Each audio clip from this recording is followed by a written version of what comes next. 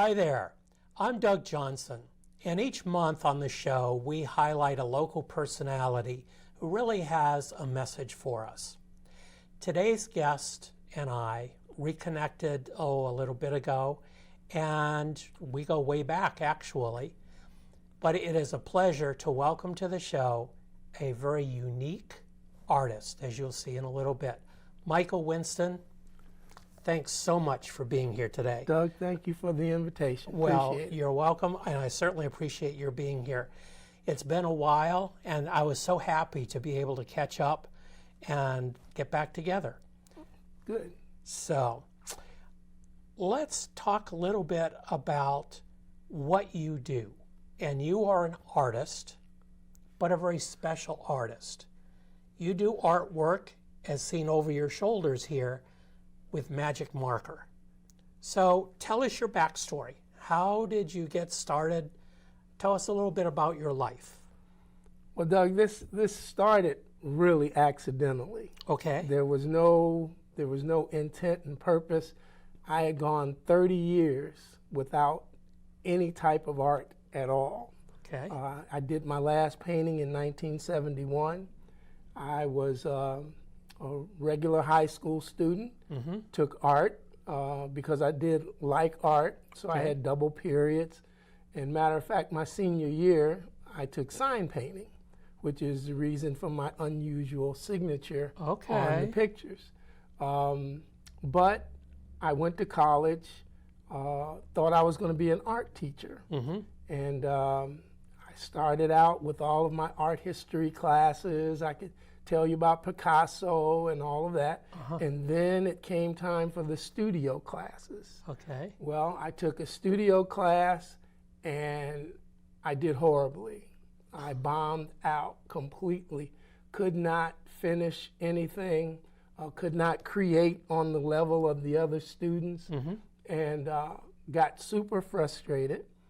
And matter of fact, the instructor became frustrated with me. And not a good thing. On one project, he actually took the paintbrush out of my hand and demonstrated forcefully what he intended for me to do.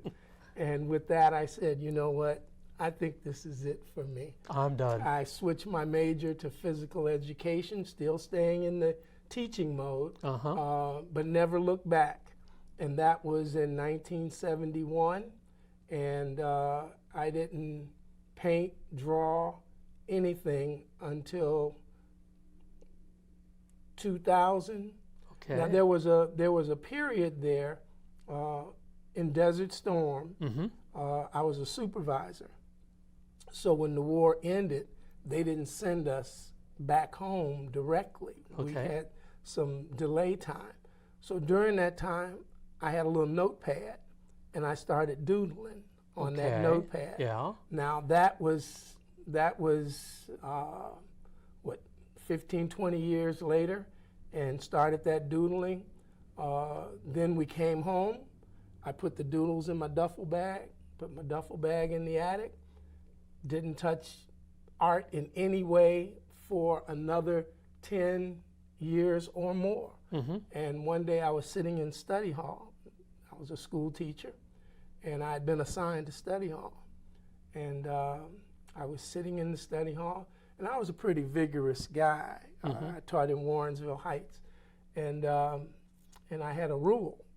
When you come into my study hall, you could read a book, write a letter, draw a picture, do your homework, or you could put your head down. Now, if I didn't say it, you couldn't do it. Case closed. Okay. And I found myself with nothing to do. So I pulled out some typing paper, started doodling. This time, I had markers in my briefcase. So I pulled the markers out and started to color in the doodles. That's how it started. And each time I would do it, I got a little better and a little better. And finally, the art teacher saw it and said, you know, this is pretty good. And I said, well, thank you. And he said, are you going to be using those markers? And I said, yeah. And he said, get you some Prismacolor markers. Okay. Because I was using Sharpies. And he said, you'll see a difference in your artwork. And I said, oh, okay. So I bought the Prismacolor markers and started to work a few pieces out. We built a house in Twinsburg. My wife said, well, you know, we need some pictures on the wall. Okay. And I said, well, I can do that. I'll take care of that. I'll do that. And got my markers out and my paper and did a few drawings, one for the bathroom, I think, one for the family room. But anyway, one of the teachers suggested I go to this particular frame shop. Uh-huh. Took him to the frame shop, and the lady looked at him and she said, is this watercolor? And I said, no, ma'am, this is markers. She said, well, that's impossible because you can't do this with a marker. I said, well, I mean, I'm not going to lie about it. Right. If I'm going to lie about it, I'm not going to lie about markers. You know, so I told her no. She said, well, you do art shows and people see this, right? And I said, no, I'm just starting it. She said, well, you're sitting on a gold mine here because no one does this. Mm-hmm. I said, well, I'm sure someone does it. She said, no, I'm telling you, no one does what you're doing. So I came back 3 weeks later to pick up the pieces. She had an application for an art show. Oh, really? She said, I'm telling you, you're doing something that is unusual. You need to enter an art show.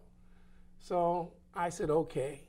And the 3 pieces that she framed, I entered in the Russell Art Show in Newberry. Okay.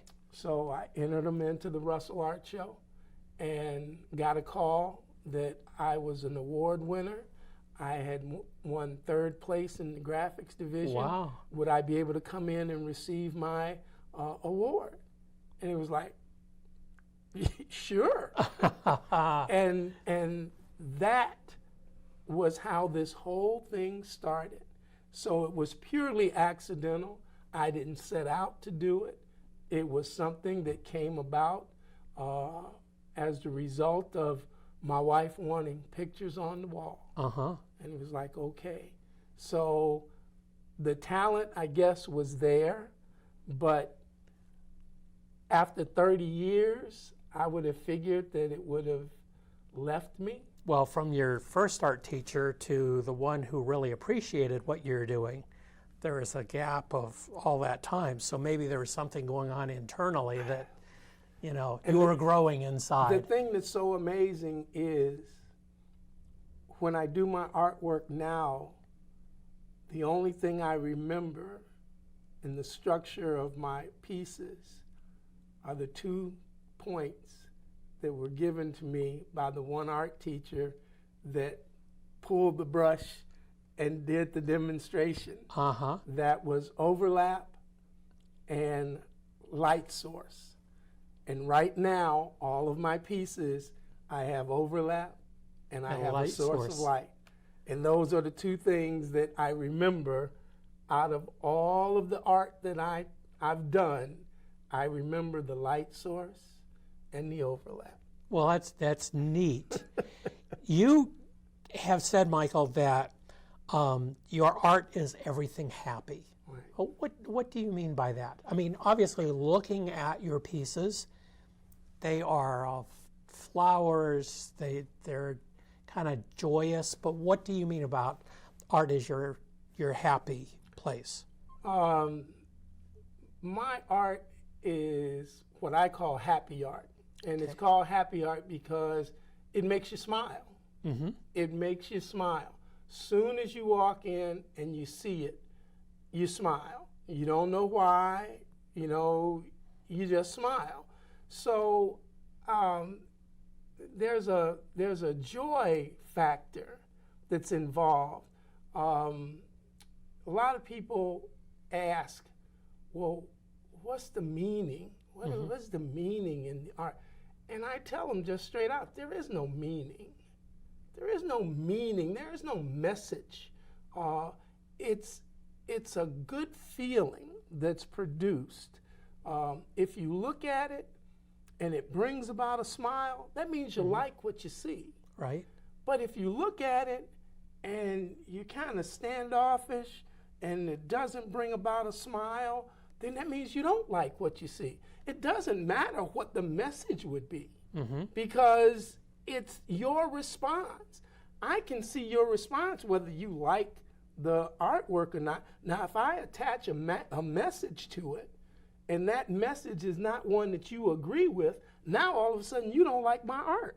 Okay. But if I never attach a message to it, then it's what you see. And that's what art is all about.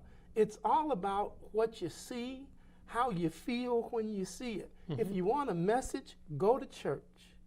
Go to church. You get a message. I'm not here to give you a message. I'm here to make you feel good about what you see. And I feel that that's what the Lord did for me. He made me feel good about what I was doing.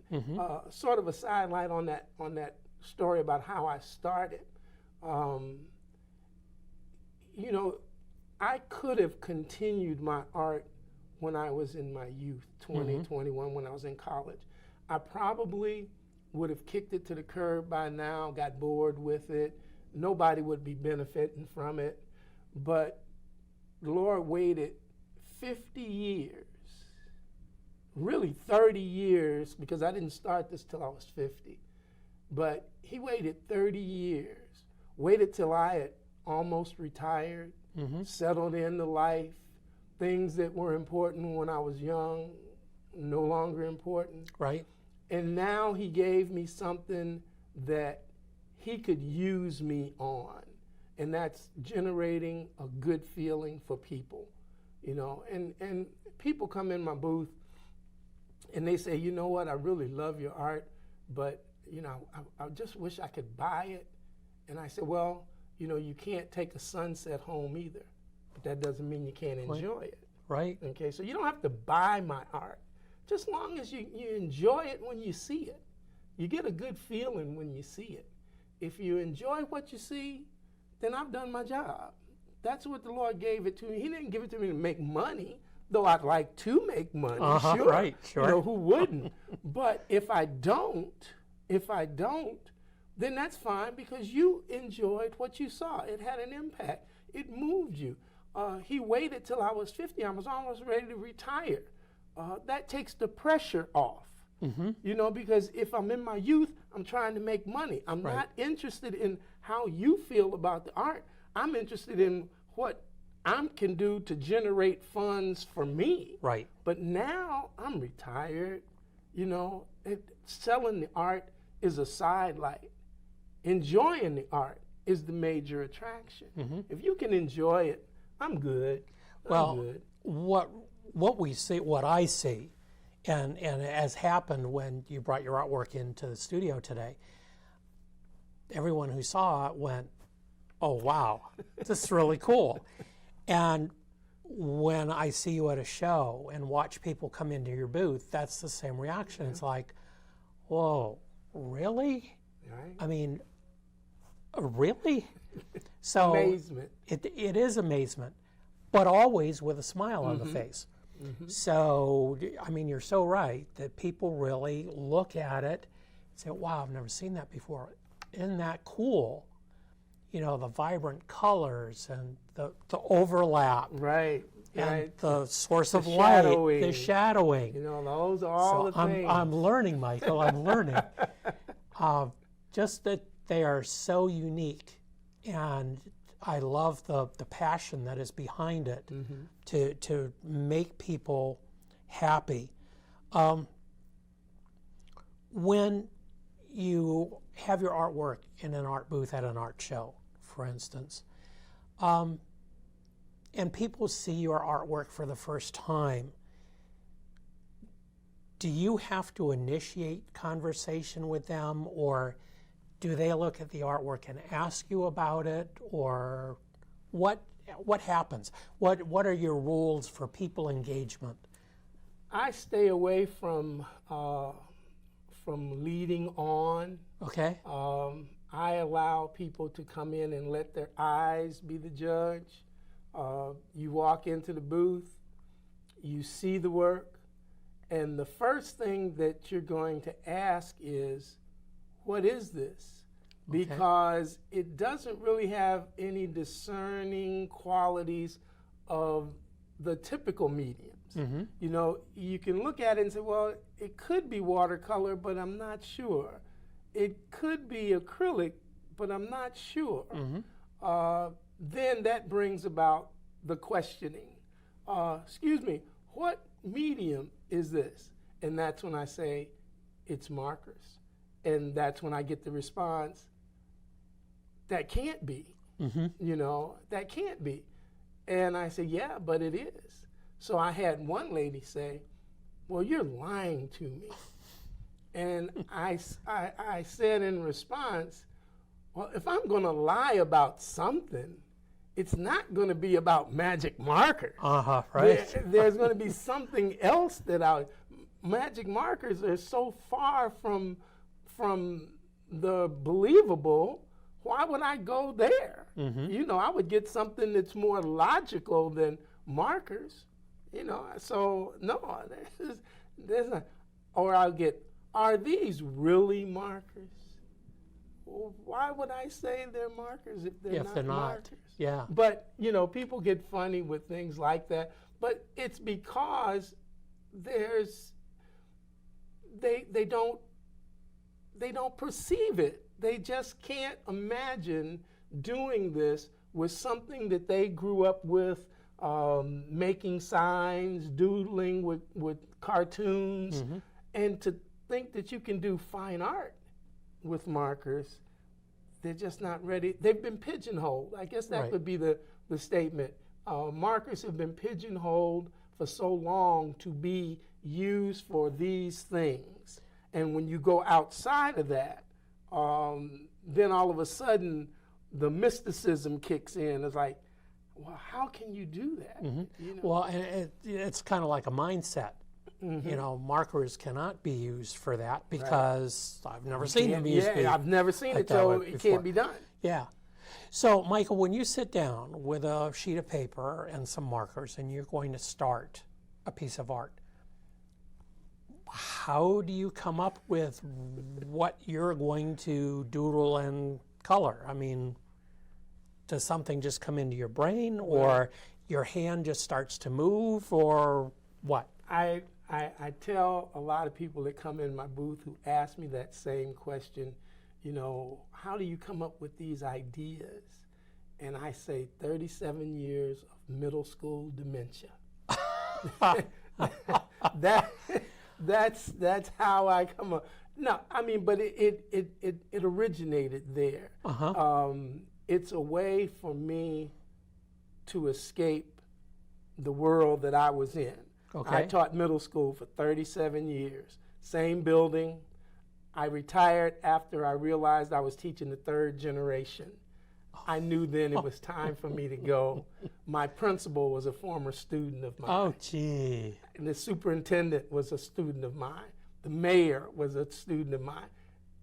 It's time to go. But the artwork became an escape. All of the craziness that went on in the middle school during the day, I could retreat into my office, sit down, and just let it go. Just let it go. And then I would have students who would see me. They would come to the office for whatever. I was a physical education teacher and a football coach, baseball coach. And I would have students come in and say, Mr. Winston, you're drawing flowers, man. It just wasn't that image of the physical education teacher, the rigid football coach and all that. And they would see me doing the flowers, and it would give me a degree of humanism. They would actually see me as a real person, not as this hulking figure that intimidates and all that. All of a sudden, you know, hey, he's a real person. So I would tell them, you know, this is my softer side, you know, and try to tie it in a little bit.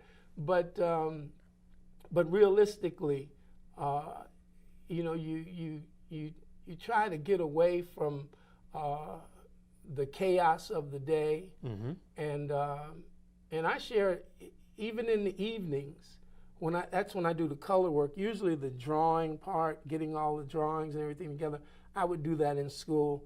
And now that I've retired, I do that part during the day, free moment around, I'll sit and I'll do the drawing. But in the evening is when I do the color work.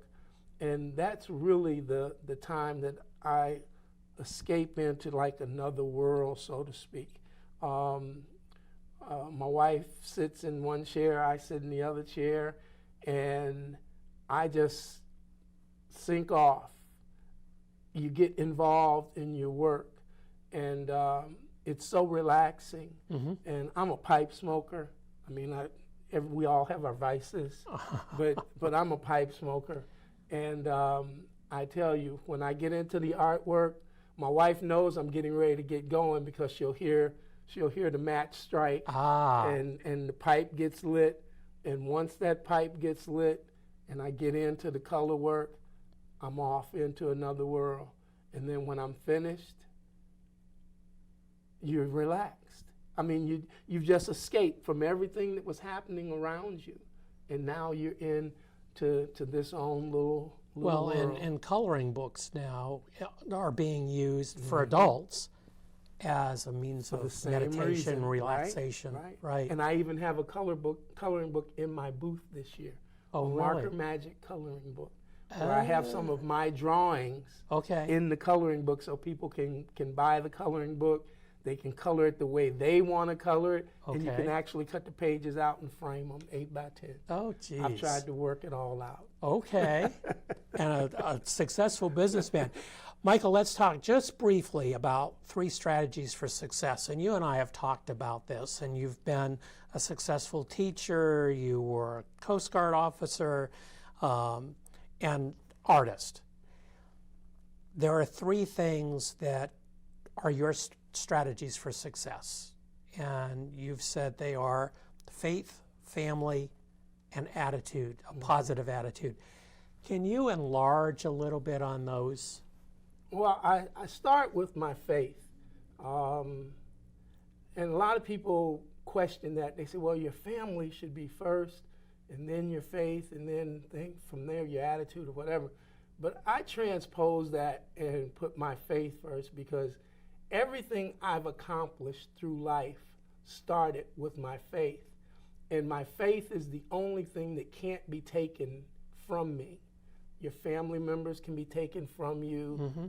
Things can happen around you, but your faith is with you. Even when you close your eyes in death, your faith is still with you. So I've said before, accountability, regardless of people's faith on their own, my belief is I'm going to have to face God one-on-one. And I'm going to be accountable for my life. And that, to me, is most important, because I don't feel that things are over when I close my eyes on this side. I feel that I have another life ahead of me. That's my belief. But that's what I stay strong with. I feel that my art came about as a result of my faith. Lord uses everybody for something. My grandmother used to tell me when I was a little kid, Lord, don't leave nobody with nothing. Everybody has something. You just have to find what it is. And he waited 50 years. And in mine, I saw opportunities open up that just weren't plain. The running into the lady at the frame store. Right. Okay. The lady who was at my church, who saw one of my drawings and said, my employer loves art. You mind if I take this and let her see it? Well, it comes to find out that her employer was the CEO of E.F. Boyd Funeral Home. Saw it, loved it. She bought, I don't know how much of my art to put in their parlor. These were things that didn't just happen. You being in the right place at the right time. Right. But some of these things are directed. My faith has a lot to do with what I do. My family is strong. You need a family for a good strategy. you got to get support. You got to get support, even if you're alone. You know, if you got a mom or a dad or a close relative, you need support to know that what you're doing is okay. This is all right, and you're not wasting your time. It's a motivation from inside. They don't have to like what you're doing as far as my art is concerned. Maybe the picture isn't the best, but my wife is going to support me. She's going to make me feel that, you know, hey, that's a good piece. Because we know those things are geared, what they say, beauty is in the eye of the beholder. There's some artwork that I've done that I was ready to just toss out, and people bought. You know, so you need that support, that channeling. Right. And then, of course, your third thing was to have a positive attitude. You got to believe in what you're doing. Yep. And you got to fight for what you're doing. And when I say fight for it, I don't mean physical fight, but I mean take advantage of the opportunities. When an opportunity comes about, you go for it. And put your hands in the Lord's hands and let it go. Don't worry about it. If the opportunity is there, you take that opportunity and the Lord will work it out. He'll work it out. But you take that opportunity. And Michael, we're out of time, but that's a great place to leave it. For our audience, we're going to put your website up so that people can go to your website and see more about you and your artwork. Michael, thank you so much for being here. It's been a pleasure. Doug, I appreciate the offer to come, and I appreciate being here. This is just a great experience. Super. All right.